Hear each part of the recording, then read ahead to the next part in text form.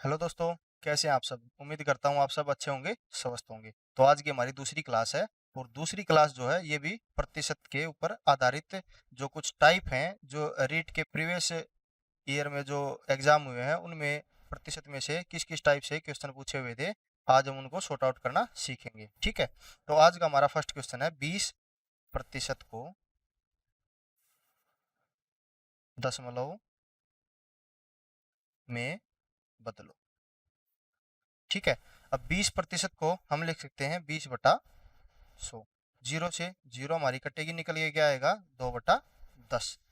2/10 अगर हम इसको और काटेंगे तो हमारे पास क्या निकल के आएगा 1/5। अब एक को जब हम 5 से भाग देंगे तो हमारे पास निकल के आएगा 0.2। 0.2 ये हो जाएगा हमारा इस क्वेश्चन का आंसर। दूसरा, इस 20% को हम कैसे लिख सकते थे 20/100। जीरो से जीरो हमारी कटी तो निकल के क्या आया 2/10। हर में यानी नीचे जितने जीरो हैं दशमलव के बाद उतने ही अंक होने चाहिए, ठीक है। नीचे जितने जीरो हैं दशमलव के बाद उतने ही अंक होने चाहिए, तो हम इसको लिख सकते थे 0.2। 0.2। तो ये भी हमारा जो है आंसर सेम आता। चलिए चलते हैं अगले प्रश्न की तरफ। अगला जो हमारा प्रश्न है वो क्या दिया गया है 8। 8% को दशमलव में बदलो। 8% को दशमलव में बदलो। तो 8% को हम क्या लिख सकते हैं 8/100। अब हमें पता है कि हर में या नीचे जितनी जीरो है हमारा दशमलव के बाद हमारे जो है उतने ही अंक होने चाहिए, तो हम इसको लिख सकते हैं 0.08। 0.08 ये हो जाएगा हमारा इस प्रश्न का उत्तर। तो तीसरा हमारा जो प्रश्न दिया गया है वो क्या दिया गया है 125% को दशमलव में बदलो। 125% को दशमलव में बदलो। तो 125% को हम क्या लिख सकते हैं 125/100 लिख सकते हैं ना। 125% को क्या लिख सकते हैं 125/100। हमें पता है नीचे जीरो कितनी है 2।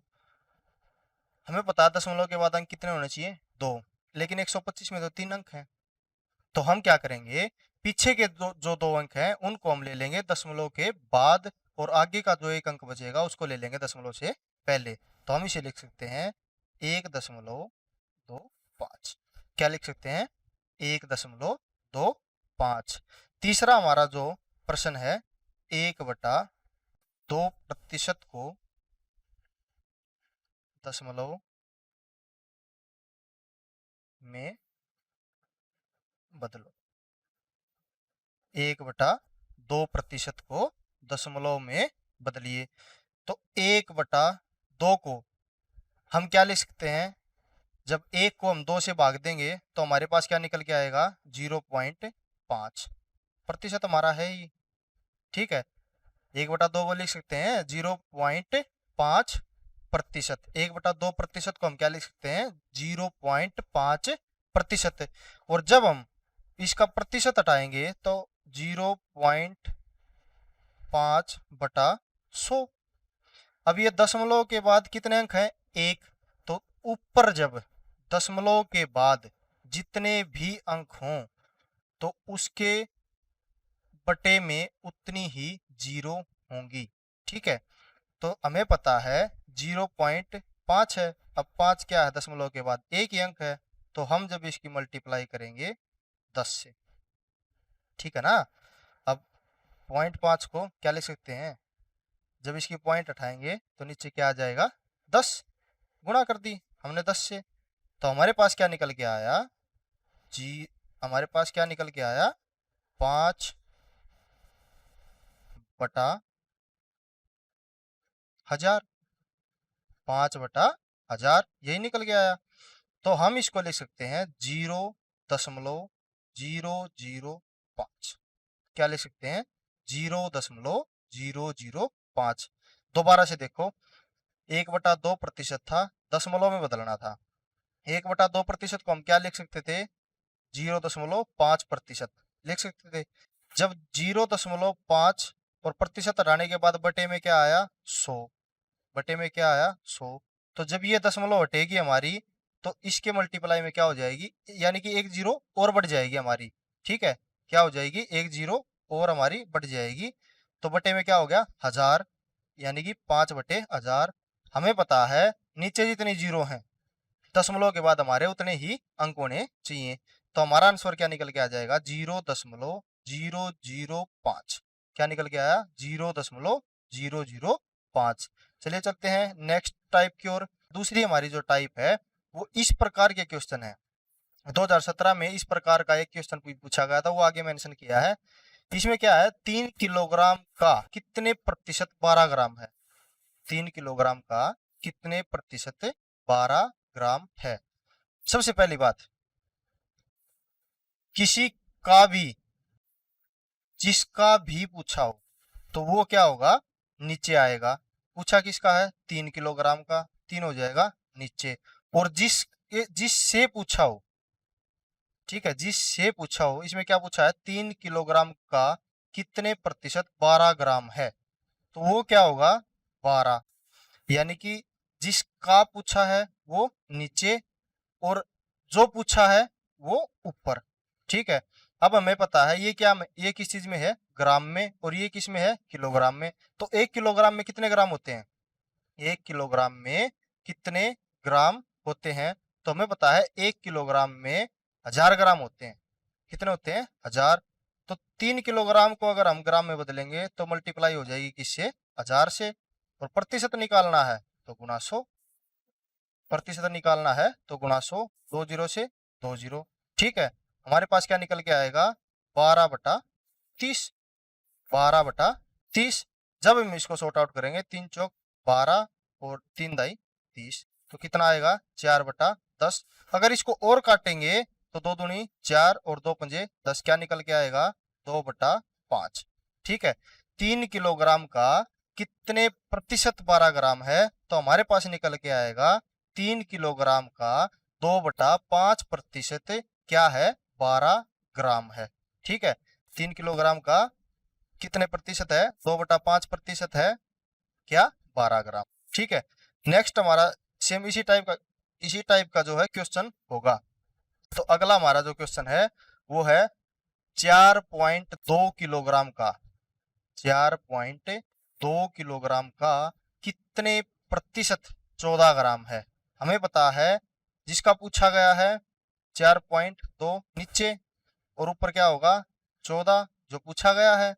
अब ये ग्राम में है, ये किलोग्राम में है, तो इसको बदल देंगे हम ग्राम में। ग्राम में बदलने के लिए किलोग्राम गुणा 1000।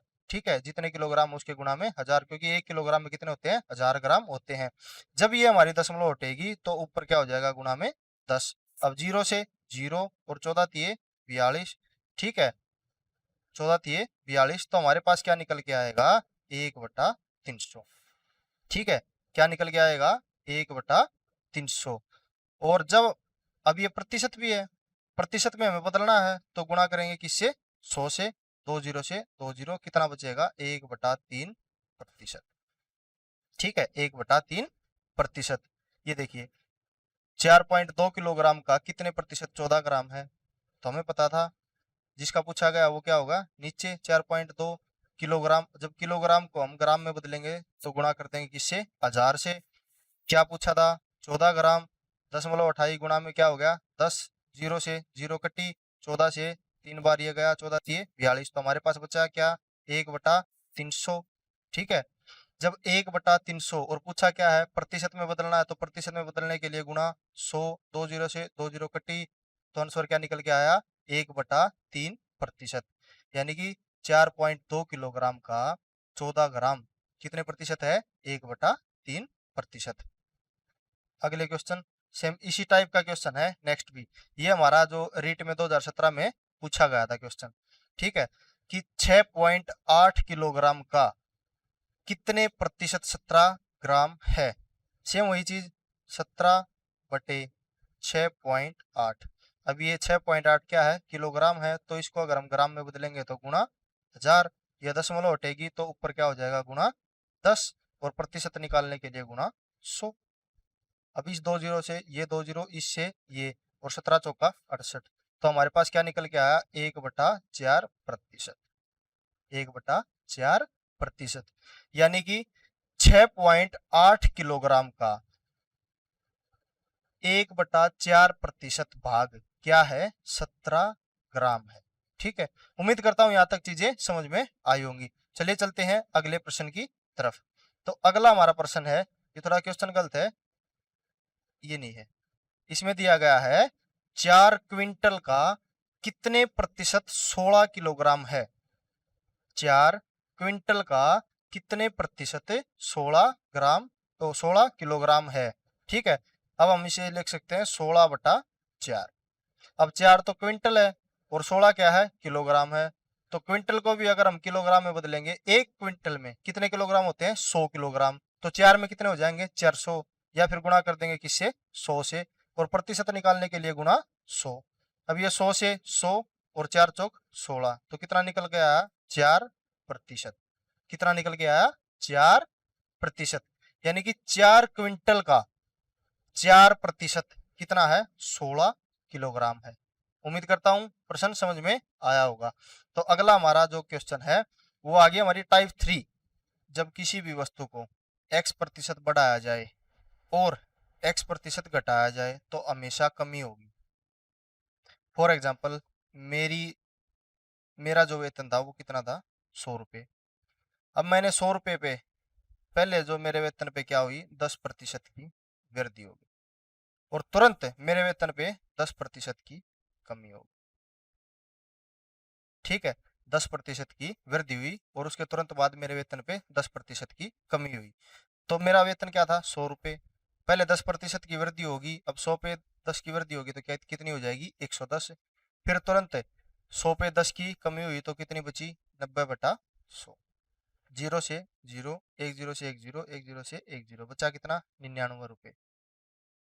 तो मेरा वेतन पहले क्या था, 100 रुपये था, और अब कितना हो गया, 99 रुपये। तो मेरे वेतन में कुल क्या प्रभाव पड़ा, 1 रुपया कम हो गया, यानी 1 रुपये की हानि हो गई। ठीक है, ये चीज ध्यान रखनी है, जब किसी भी वस्तु को, किसी भी वस्तु पे उतने ही प्रतिशत की वृद्धि हो और उतने ही प्रतिशत की कमी हो तो हमेशा कमी होगी। अब क्वेश्चन देखते हैं इस टाइप के। जैसे हमें जो है वो क्वेश्चन दिया गया है कि रमेश के वेतन में 20% की वृद्धि हुई, यदि बढ़े हुए वेतन में 20% की कमी कर दें तो उसके वेतन पर क्या प्रभाव पड़ेगा। अब मान के चलिए उसका वेतन क्या था, 100 रुपये था, 20% की वृद्धि हुई तो क्या हो गया, 120/100। फिर तुरंत 20% की कमी हुई तो क्या हो गया, 80/100। अब 100 रुपये उसका वेतन था, 20% की वृद्धि हुई तो कितना हो गया, 120। अगर 100 रुपये वेतन पे 20% की कमी होगी तो कितना हो जाएगा, 80। तो 100 से 100, 0 से 0, 0 से 0, कितना आया, 96 रुपये। कितना आया, 96 रुपये। अब 100 रुपये उसकी सैलरी थी, 96 रुपये जब 20% की वृद्धि हुई और 20% की कमी होने के पश्चात उसकी कितनी बची, 96 रुपये।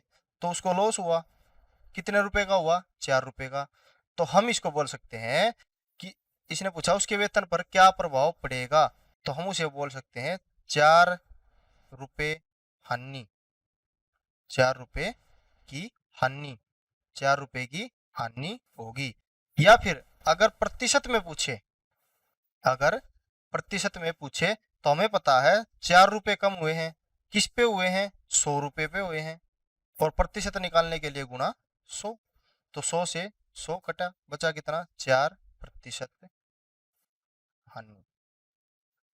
ठीक है, रमेश के वेतन में 20% की वृद्धि हुई, फिर 20% की कमी हुई, तो हम उसको बोल सकते हैं कि कुल मिला के उसके वेतन में 4% की हानि होगी। ठीक है, इसी प्रकार का हमारा जो अगला क्वेश्चन है, एक वस्तु की कर की दर में, यानी कि एक वस्तु की कोई टैक्स थी और उसकी जो दर थी उसमें 10% की कमी कर दी गई तथा इसकी खपत में 10% की वृद्धि कर दी गई, इससे राजस्व में क्या प्रभाव पड़ेगा। कोई वस्तु थी, पहले उस पर 10% की कमी कर दी, फिर उसकी जो खपत थी उस पे 10% की वृद्धि कर दी। हम मान के चलते हैं कि उस वस्तु का कर क्या था, 100 रुपए। अब 100 रुपए पे 10% की कमी की तो कितना बचा, 90 रुपए। फिर उस पे 10% की वृद्धि की तो कितना हो गया, 110। ठीक है, जब हम इसे काटेंगे तो 100 से 100 और 0 से 0 और 11 गुणा 9 यानी 99। ठीक है, अब 100 रुपए की चीज थी, 99 रुपए की होगी, तो अन्य हुई कितने की, 1 रुपए की। कितने पे हुई है, 100 रुपए पे हुई है, और प्रतिशत निकालने के लिए गुणा 100, तो 100 से 100 कैंसिल आउट, बचा कितना, 1% की हानि। ठीक है, कमी हुई है, कितने की हुई है, 1% की। ठीक है, अगर किसी वस्तु पर 10% की कमी कर दी गई, इसके बाद इसकी जो खपत थी उसमें 10% की वृद्धि कर दी गई, तो कुल मिला के जब 10% की कमी की और 10% की वृद्धि की है तो हानि हुई है, कितने की हुई है, 1 रुपए की हुई है। प्रतिशत निकालने के लिए गुणा 100। ठीक है, कितने पे हुई है, 100 रुपए पे हुई है, तो 100 से 100 हमारा कैंसिल आउट हो जाएगा और बचेगा क्या, 1%। 1% की कमी हुई है। नेक्स्ट हमारा जो क्वेश्चन है, सेम इसी टाइप का क्वेश्चन है। एक आयत की लंबाई, एक आयत की लंबाई में 10% की वृद्धि करने तथा चौड़ाई में 10% की कमी करने पर इसके एरिया में क्या प्रभाव पड़ेगा, या इसके क्षेत्रफल में क्या प्रभाव पड़ेगा। तो हमें पता है, हम मान के चलते हैं उसका क्षेत्रफल था कितना, 100। पहले 10% की वृद्धि हुई, कितना हो गया, 110/100। फिर 10% की कमी हुई, कितना हो गया, 90/100। तो जब हम इसे काटेंगे 0 से 0, 0 से 0, कितना हो गया, 99। 11 गुणा 9 कितना हो गया, 99। अब पहले तो क्षेत्रफल कितना था, 100 था, अब कितना हो गया, 99 हो गया। कितने की कमी हुई, 1 की। कितने पे हुई, 100 रुपए पे, ओ सॉरी 100 पे।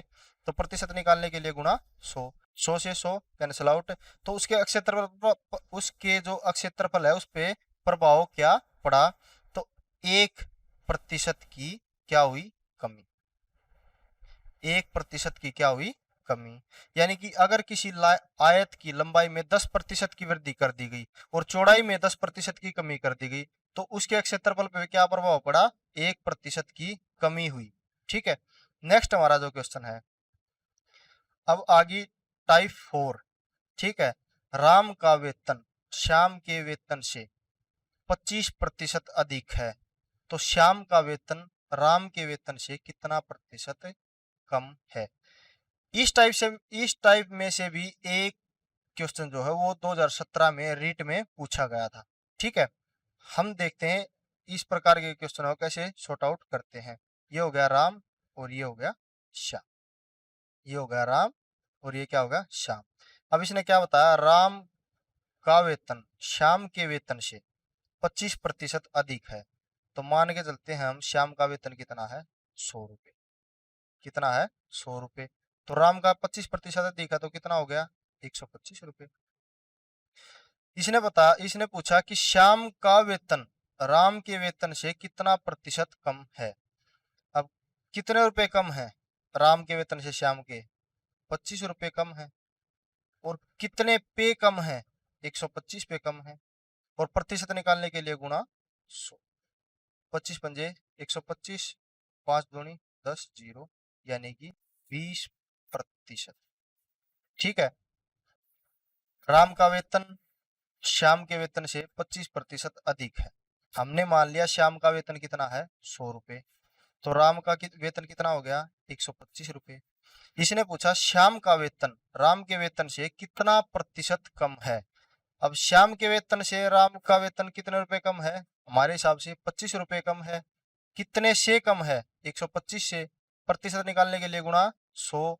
जब हम इसे कैंसिल आउट करेंगे तो हमारे पास निकल के आएगा 25%, ओ सॉरी 20%। तो श्याम का वेतन राम के वेतन से कितने प्रतिशत कम है, 20%।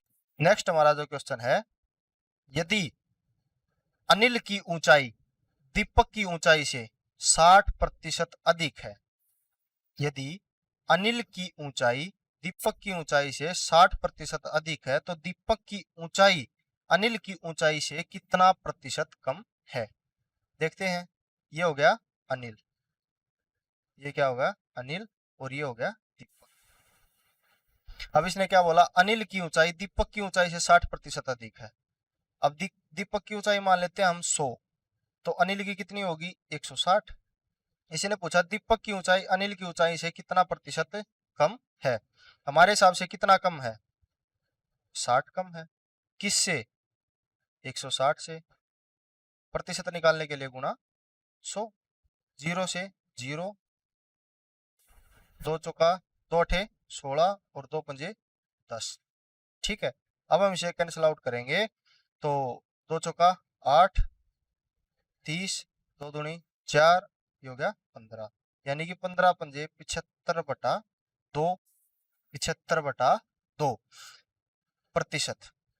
अगर हम इसको और तोड़ेंगे तो हमारे पास निकल के क्या आएगा, जब 75 को हम 2 से भाग देंगे, 2 तिया 6, 2 सत्ते 14, 1/2 प्रतिशत, यानी कि 37 सही 1/2 प्रतिशत। अब अनिल की ऊंचाई फिर दीपक की ऊंचाई से 60% अधिक है। दीपक की ऊंचाई मान ली हमने 100, तो अनिल की कितनी होगी 160। इसने पूछा दीपक की ऊंचाई अनिल की ऊंचाई से कितना प्रतिशत कम है, तो हमारे हिसाब से कितना कम है, 60 कम है। किससे, अनिल से। और अनिल की कितनी है 160। प्रतिशत निकालने के लिए गुणा 100, 0 से 0, ठीक है, 2 अठे 16, 4, ये कट के हमारे पास आ गया 75/2 प्रतिशत। जब 75 को हम 2 से भाग देंगे तो हमारे पास फ्रैक्शन निकल के आएगी क्या, 37 सही 1/2 प्रतिशत। ठीक है, ये हो जाएगा इस क्वेश्चन का आंसर। नेक्स्ट हमारा जो क्वेश्चन है, यदि ए की आय बी की आय से 30% अधिक है। सेम वही चीज, ये हो गया ए और ये हो गया बी। इसने क्या बोला, यदि ए की आय बी की आय से 30% अधिक है। अब बी की आय मान ली हमने 100, सेम वही चीज, 30% अधिक है तो कितना हो गया 130। इसने पूछा बी की आय ए की आय से कितने प्रतिशत कम है। बी की आय हमारे हिसाब से कितनी कम है, 30 कम है। किससे, ए से। और प्रतिशत निकालने के लिए गुणा 100, तो 0 से 0, तो हमारे पास क्या आएगा 300/13। क्या निकल के आएगा 300/13 प्रतिशत। क्या निकल के आएगा 300/13 प्रतिशत। ठीक है, जब हम इसको थोड़ा और तोड़ेंगे तो हमारे पास क्या निकल के आ जाएगा, हमारे पास क्या निकल के आ जाएगा 23.2 सॉरी 07 प्रतिशत। क्या निकल के आएगा 23.07 प्रतिशत। हमें पता है ए की आय बी की आय से 30% अधिक है। अब बी की आय हमने मान ली 100 रुपए थी, तो ए की कितनी होगी 130 रुपए। इसने पूछ लिया बी की आय ए की आय से कितने प्रतिशत कम है। अब बी की आय ए की आय से हमारे हिसाब से कम कितनी है 30। किससे, ए से। प्रतिशत निकालने के लिए गुणा 100, 0 से 0, जब हम इनकी और इनकी मल्टीप्लाई करें क्या हो जाएगा 300 और ये हमारा 13 उठ के आ गया नीचे, 300/13 प्रतिशत। जब हम इसको और तोड़ेंगे 300 को 13 से भाग देंगे तो हमारे पास निकल के क्या आएगा 23.07 प्रतिशत। ठीक है, ये हो जाएगा हमारा इस क्वेश्चन का आंसर। नेक्स्ट हमारा जो क्वेश्चन है वो है ए की आय बी की आय से 20% कम है। बी की आय ए की आय से कितने प्रतिशत अधिक है। सेम वही चीज, ये हो गया ए और ये हो गया बी। इसने क्या बताया, ए की आय बी की आय से 20% कम है। अब बी की आय मान ली हमने 100, तो इसकी 20 कम है तो कितनी होगी 80। तो इसने पूछा बी की आय ए की आय से कितने प्रतिशत अधिक है। अब हमारे हिसाब से बी की आय ए से कितने प्रतिशत कितने अधिक है 20 रुपए। किससे, ए से। और प्रतिशत निकालने के लिए गुणा 100, 20 चौक 80 और 25 चौका 100, तो हमारे पास क्या निकल के आ जाएगा 25%। यानी कि बी की आय ए की आय से कितने प्रतिशत अधिक है 25%। नेक्स्ट हमारा जो क्वेश्चन है, यदि टीना की आय यदि टीना की आय मीणा की आय से 50% कम हो तो मीणा की आय टीना की आय से कितने प्रतिशत अधिक है। ये होगी टीना और ये होगी मीणा। ठीक है, इसने क्या बताया, यदि टीना की आय मीणा की आय से 50% कम है। मीणा की मान ली हमने कितनी है 100, तो इसकी कितनी है 50। इसने पूछा है मीणा की आय टीना की आय से कितने प्रतिशत अधिक है। हमारे हिसाब से कितना अधिक है 50 और किससे, टीना से, गुणा 100। 50 से 50 कितना आ गया, 100%। कितना आएगा, 100%। ठीक है, देखो यदि टीना की आय मीणा की आय से 50% कम हो, मीणा की आय हमने मान ली कितनी थी, 100, तो टीना की कितनी होगी, 50। अब इसने पूछ लिया मीणा की आय टीना की आय से कितने प्रतिशत अधिक है। ठीक है, हमारे हिसाब से कितना अधिक है, 50। किससे, टीना से, और प्रतिशत निकालने के लिए गुणा 100।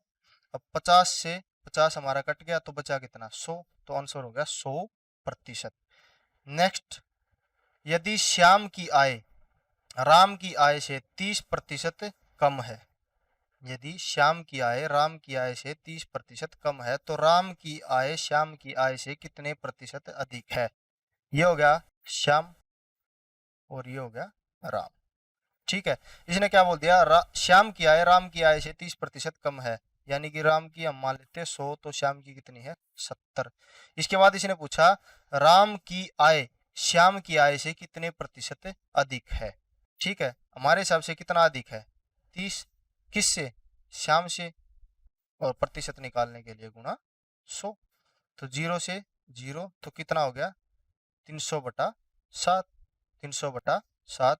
अगर हम इसे सॉर्ट आउट करेंगे तो 7 चौक 28, 2 7 दूनी 14, बचा कितना, 6/7%, यानी कि 42 सही 6/7% अधिक है।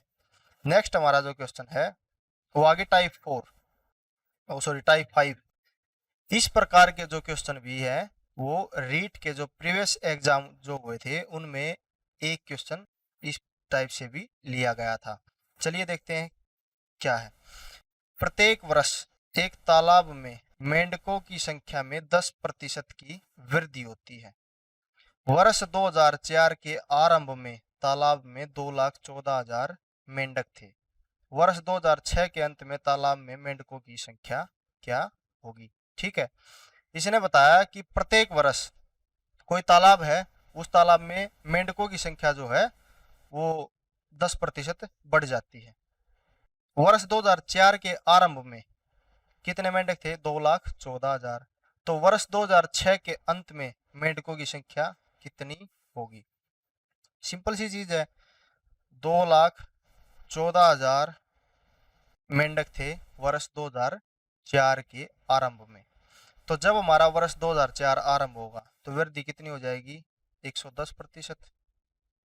ठीक है, उसके बाद जब हमारा वर्ष 2005 खत्म होगा तो फिर 10% की वृद्धि होगी, और फिर हमारा जो है वर्ष 2006 का जब अंत होगा तो फिर 10% की वृद्धि होगी। ठीक है, तो हम इसको सॉर्ट आउट करेंगे, 2 जीरो से 2 जीरो, 2 जीरो से ये 2 जीरो, और 1 जीरो से 1 जीरो, 1 जीरो से 1 जीरो। ठीक है, जब हम इसको सॉर्ट आउट करेंगे तो हमारे पास निकल के आएगा, हमारे पास जब हम इसको सॉर्ट आउट करेंगे क्या निकल के आएगा, 214 गुणा 11 गुणा 11 गुणा 11। ठीक है, इसकी गुणा कर लेना तो इसका इसका जो आंसर हो जाएगा 2,84,834। ठीक है, कितना हो जाएगा, 2,84,834।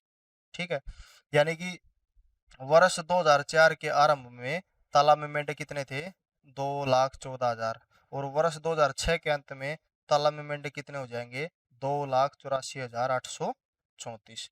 तो चले चलते हैं इसी टाइप के अगले प्रश्न की तरफ। एक राज्य में जनसंख्या में प्रति वर्ष 10% की वृद्धि होती है। वर्ष 2003 के प्रारंभ में उस राज्य की जनसंख्या कितनी थी, 15 लाख थी। उस राज्य की जनसंख्या कितनी थी, 15 लाख थी। तो वर्ष 2005 में राज्य की जनसंख्या कितनी होगी, तो सेम वही चीज, कितनी संख्या थी, 15 लाख। ठीक है, कितनी थी, 15 लाख, 3 और 2 5। ठीक है, 15 लाख थी, तो पहले साल 10% की वृद्धि हुई, यानी कि वर्ष 2003 में 10% की वृद्धि हुई। उसके बाद वर्ष 2004 में फिर 10% की वृद्धि हुई। वर्ष 2004 में फिर 10% की वृद्धि हुई। ठीक है, तो इसने क्या पूछा है, वर्ष 2005 में राज्य की जनसंख्या क्या होगी। अब 2003 और 2005 बचे कितने, 2 साल, बचे कितने, 2 साल। ठीक है, अब हम देख लेते हैं वर्ष 2003 के प्रारंभ में कितनी थी, 15 लाख थी। ठीक है, तो वर्ष 2004 के प्रारंभ में 10% की वृद्धि होगी। वर्ष 2005 के प्रारंभ में फिर 10% की वृद्धि होगी। तो इसने सेम यही पूछा कि वर्ष 2005 में राज्य की जनसंख्या कितनी होगी। अगर इसमें ये पूछ लेता कि वर्ष 2005 के अंत में, वर्ष 2005 के अंत में राज्य की जनसंख्या कितनी होगी, तो हम क्या करते, ए 1 ईयर और काउंट कर लेते। लेकिन इसने पूछा कि 2005 में राज्य की जनसंख्या कितनी होगी, तो 2 जीरो से 2 जीरो, इन 2 जीरो से ये 2 जीरो, हमारे पास क्या निकल के आया, 150 गुणा 110 गुणा 110। जब हम इसको सॉर्ट आउट करेंगे, ठीक है, जब हम इसको सॉर्ट आउट करेंगे तो 150 गुणा 110 गुणा 110, तो हमारे पास क्या निकल के आएगा, 18,15,000। क्या निकल के आएगा, 18,15,000। फिर वही चीज, अब ये चीज ध्यान से देखना, क्योंकि यहाँ पे जो है कई बार उलझन हो जाती है। एक राज्य की जनसंख्या में 10% की वृद्धि होती है हर साल। वर्ष 2003 के प्रारंभ में राज्य की जनसंख्या कितनी थी, 15 लाख थी। उसके बाद वर्ष 2004 के प्रारंभ में 10% की वृद्धि हुई। ठीक है, 10% की वृद्धि तो हुई है। उसके बाद वर्ष 2005 के प्रारंभ में फिर 10% की वृद्धि हुई है। अब इसने अगर ये इस क्वेश्चन में ये देता कि वर्ष 2005 के अंत में, तो हम क्या करते, एक ईयर और काउंट कर लेते। लेकिन इसने सिर्फ इतना पूछा है कि वर्ष 2005 में राज्य की जनसंख्या क्या होगी, तो 0 से 2 जीरो से 1 गई, 2 जीरो से 1 गई, तो हमारे पास क्या निकल गया, 150 गुणा 110 गुणा 110। जब हमने इसको गुणा कर लेना तो क्या निकल जाएगा, 18,15,000। तो चलिए चलते हैं इसी टाइप के नेक्स्ट क्वेश्चन की ओर। एक गांव की जनसंख्या में प्रतिवर्ष 10% की वृद्धि होती है। कोई गांव है, उसकी कोई जनसंख्या है, उसमें हर साल 10% की वृद्धि होती है। यदि अब गांव की जनसंख्या 9,000 है, तो 2 वर्ष बाद गांव की जनसंख्या क्या होगी। तो सेम वही चीज, अब कितनी है, 9,000 है, पहले साल 10% की वृद्धि, फिर दूसरे साल 10% की वृद्धि, 2 साल की तो पूछी है, तो 2 जीरो से 2 जीरो, जीरो से जीरो, जीरो से जीरो। ठीक है, जब हम इसको सॉर्ट आउट करेंगे तो हमारे पास क्या निकल के आएगा, 90 गुणा 11 गुणा 11। ठीक है, क्या निकल के आएगा, 90 गुणा 11 गुणा 11। तो हमारी जो जनसंख्या है वो कितनी हो जाएगी, 10,890। ठीक है, कितनी हो जाएगी, 10,890।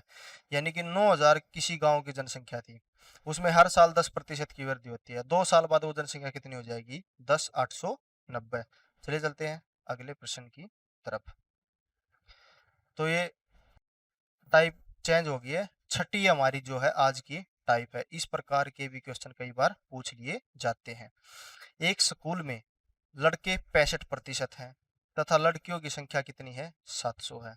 तो इसने क्या पूछा है, लड़कों की संख्या ज्ञात करो, लड़कों की संख्या ज्ञात करो, और स्कूल में कुल बच्चों की संख्या ज्ञात करो। हम मान के चलते हैं स्कूल में लड़के व लड़कियां कितनी है, 100%। कितनी है, 100%। अब 65% कौन है, उसमें से लड़के हैं। 65% क्या है, लड़के हैं। ठीक है, अब 100 में से अगर 65% लड़के हैं तो लड़कियां कितनी बची, 35%। लड़कियां कितनी बची, 35%। यानी कि 35 यूनिट रिप्रेजेंट कर रही है किसको, 700 को। अब लड़कियों की संख्या तो इसने बता दी है 700, तो 35% इज इक्वल टू 700। तो 1% इज इक्वल टू, जब हम 700 को डिवाइड करेंगे 35 से तो हमारे पास क्या निकल के आएगा 20। यानी कि 1% कितने के बराबर है, 20 के बराबर है। तो इसने क्या पूछा है, लड़कों की संख्या ज्ञात करो। अब लड़के हैं कितने, 65%, और 1% बराबर है किसके, 20 के। तो लड़कों की संख्या क्या होगी, 65 गुणा 20, यानी कि 20 पंजे 100, 10, 20 छिका 120, और 10 कितना हो गया 120, और 10 130, 65 गुणा 20, ठीक है। यानी कि 20 पंजे 100, जीरो बचा कितना 10, 20 छिका 120, और 10 130, यानी कि टोटल जो लड़कों की संख्या है वो क्या होगी 1300। टोटल जो लड़कों की संख्या है वो क्या होगी 1300। उसके बाद इसने क्या पूछा है, स्कूल में कुल बच्चों की संख्या ज्ञात करो। ठीक है, स्कूल में कुल बच्चों की संख्या ज्ञात करो। एक यूनिट यानी 1% किसके बराबर है, 20% के बराबर। हमने माना था स्कूल में कितने प्रतिशत है, 100% लड़के और लड़कियां हैं। तो 100 गुणा 20 तो कितना आ जाएगा 2000। ठीक है, स्कूल में टोटल बच्चे कितने हैं 2000, और लड़कों की संख्या कितनी है 1300। चलिए चलते हैं नेक्स्ट क्वेश्चन की तरफ। नेक्स्ट हमारा जो क्वेश्चन है, एक परीक्षा में एक विद्यार्थी को उत्तीर्ण होने के लिए 36% अंक प्राप्त करने थे।